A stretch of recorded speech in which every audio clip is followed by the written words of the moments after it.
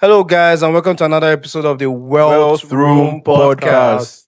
With me here, I have my friend and unfortunately a Ronaldo fan, Emmanuel, Sue. and we have my fellow friend here, Evidence. How you guys doing today? We're doing good, I'm thank doing you. very well, bro.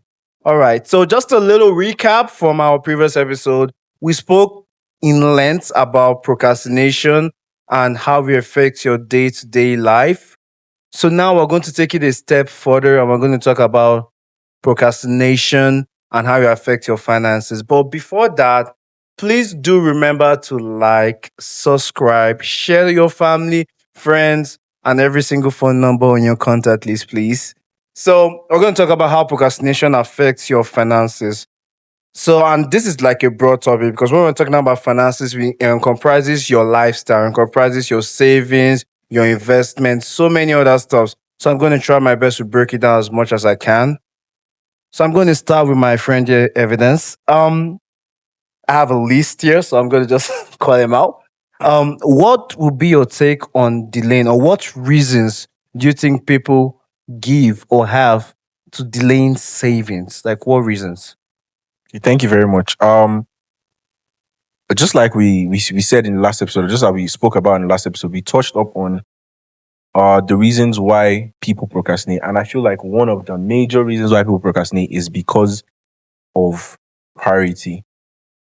Whenever you decide to procrastinate, it means that thing you're procrastinating at that moment is not a priority to you.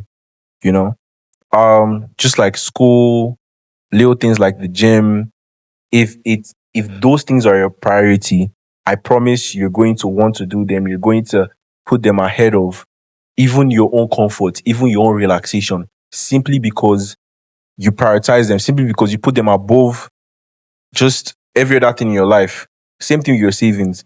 If you can come to a state of mind where savings has become your priority, where you're putting it above going out to parties, eating comfort food, buying expensive items, buying expensive gifts. If saving, if you put yourself in that state of mind or that space where saving has become prioritized over all these things, it will genuinely be difficult to you to procrastinate your savings. I Right? see. So from what I can get from you, it's priority, right? Yes. So yes. misplacement of priority is the major Yes, reason exactly. for procrastinating. One of the major reasons why people procrastinate. The moment something is not your priority, the moment you're not waking up and thinking about something, or the moment money is in your hand and that's not your first line of thought, you know, it can really mess up saving, investments, just your finance as a whole. I see. So thank you for that evidence. Do you have anything to add, Emmanuel? Yeah. I also think like procrastination. Why people procrastinate is because of lack of knowledge. I see. Yeah. Some people don't really know like what to do with money. You get, so it's not like their fault they're procrastinating. They want to do something, but is like they don't have knowledge of what to do, I see. and that is why we are here to enlighten them. I see. Yeah. So just to expatiate on what Emmanuel just said, um, financial literacy is a very big issue in our society today because most people are not educated enough on the right financial steps to take to becoming wealthy. I'll give you a practical example. In our school system nowadays, they teach you how the market moves, but don't teach you how to get into the market. They teach you how stats and figures and how you can calculate if something's gonna drop tomorrow. But did they teach you how much to invest in something to drop? Did they teach you how to invest in the right stuff to make your wealth grow? In summary, they teach you how to work under somebody, but they don't teach you how to build your business, right? And that's why we created this podcast to actually enlighten people on the financial steps to take. Because a lot of people, just like my friend here, and Ronaldo fan, of course, said, people don't know the right financial steps to take. They feel, there's a common quote among youths nowadays that enjoy now, suffer later. Yeah, that is a wrong financial Very step. wrong mentality. Yeah, I've so also heard if I perish, I perish. yeah, oh my god, they are way so much, Senior age. but they're just a lot. But going forward, I'm going to just ask, what do you think are the reasons for somebody to delay starting a business? So now we have left the realm of savings and investing. We're thinking about bigger picture, right? We're talking about starting a business, getting a higher income. What do you think are the reasons people delaying that? Okay. He already started saying something. He said lack of knowledge. People don't know. Okay. People genuinely don't know. I feel like that was one of the reasons. I'll take myself as a case study. Okay. I have a business I want to venture into. Okay. You know, details not yet out there, but I have a business I want to venture into. But simply because I don't know, simply because I don't have my way around it, I have the resources in order for that business to work, to flourish. I have what it takes, but do I actually have the knowledge to Execute it. to execute it? Thank you very much. So instead of procrastinating, educate yourself, and also start. Just start. It doesn't have to be perfect. Everything doesn't have to be perfect. Even this Don't podcast, overthink it. we did not wait to have a studio. We did not wait to have a $300 camera to start. Just start. Just execute with the small that you have, with the small that's already in your hand. Just start. Just execute. That's also a reason why people think you need to be perfect. People think, oh, this needs to be in place. This is to be this, but they don't know that it's it's built. It's built from the ground up. Evidence. Just let me chip this in. So I told myself that I was going to learn a second language. It's going to be Chinese. Yeah, I know I don't look Chinese. I don't, No, you I don't. in any way look Asian, yeah. Yeah. But they've got some very wise proverbs. I think there's one that says the best time to plant a tree was 20 years ago. The second best time is now. Is now. They just start. Like that's it. Starting business. People say, "Oh my god, I want to start a business." They'll wait to get the full funding. They'll wait to get this. They'll wait to get that. Start. I post on TikTok. I don't have the best camera. I don't even have the best physique out there to post. But I'm still building the physique. I'm posting my journey. I'll not say, "Oh, I'll wait till I'm this big before I start posting that. Maybe I'll get the likes or till I get microphone to start posting." Start posting. Start with as little as you have. So lack of knowledge and hesitation because you want it to be perfect. Just start. Execute. So I just want to chip a little into that.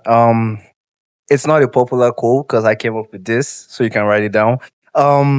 There is no perfect time to start, but there's a best time, and the best time is now.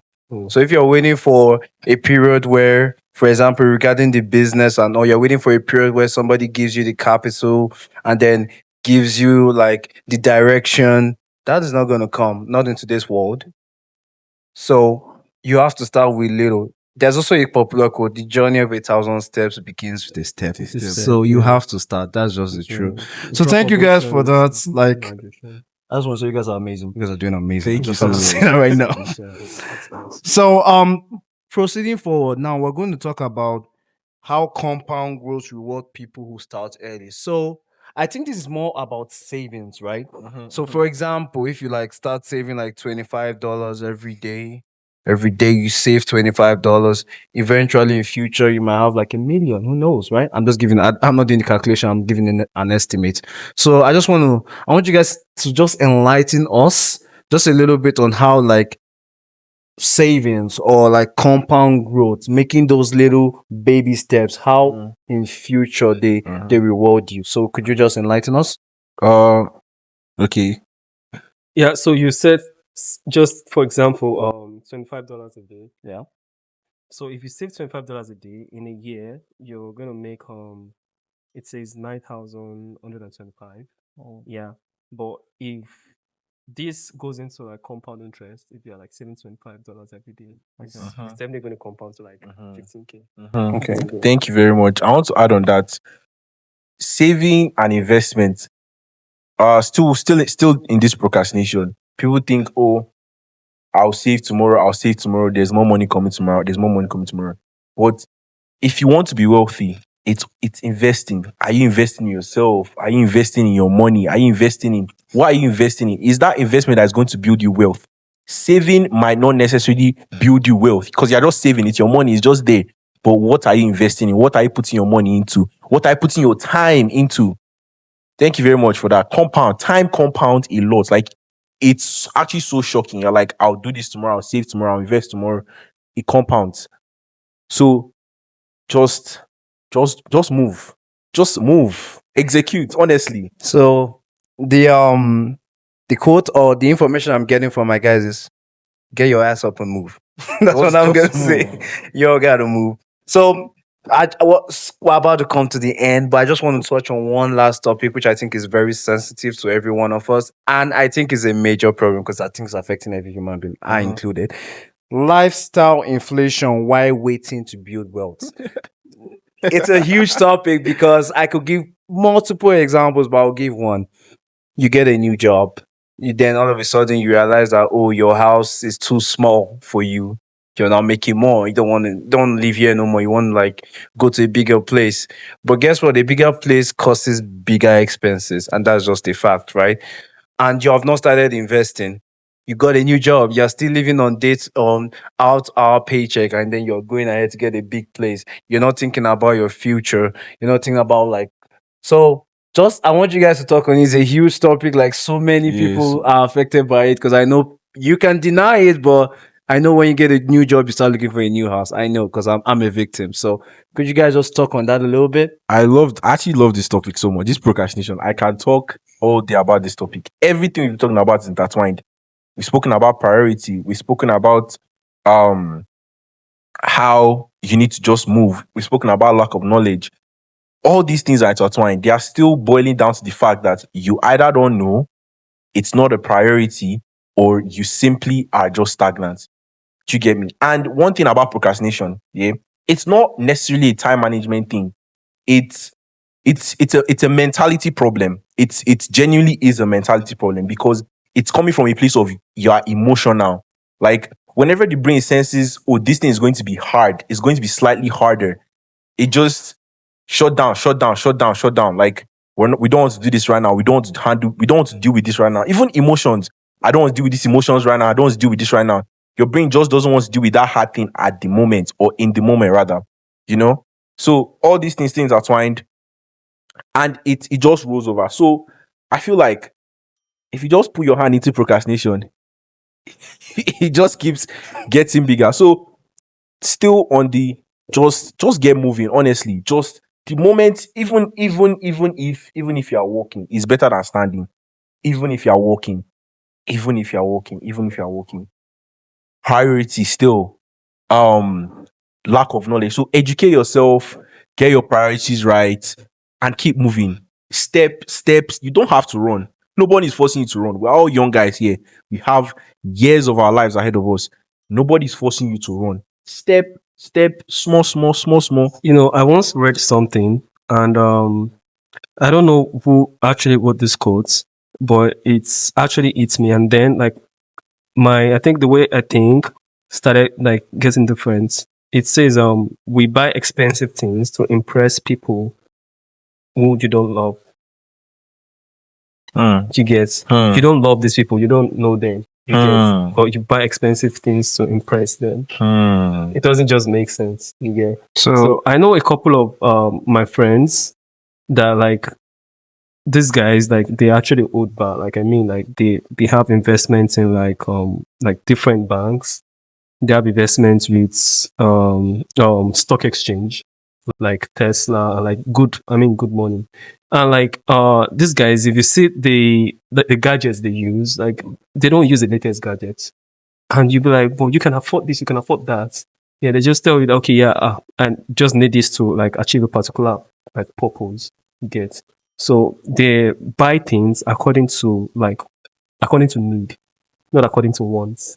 They are two different things. Yeah, I heard I think Dangote talking in one interview, and someone asked him and said like you can actually get like the most expensive private jets. You can get this and that, And it was like, yeah, what do I need a private jet for? I just need it to take me from point A to point B. Yeah, I don't need to get the most expensive one. Yeah. So I think we should um um getting like increase, like getting a new job, you understand, and like getting like more money does not mean you should use that money to get wants. Uh-huh. You understand? I think you should use that money to like get your needs, not wants. Huh. I just want to say one more thing before we round up regarding what Emmanuel said. He's actually very correct. The difference between the poor and the rich is mindset.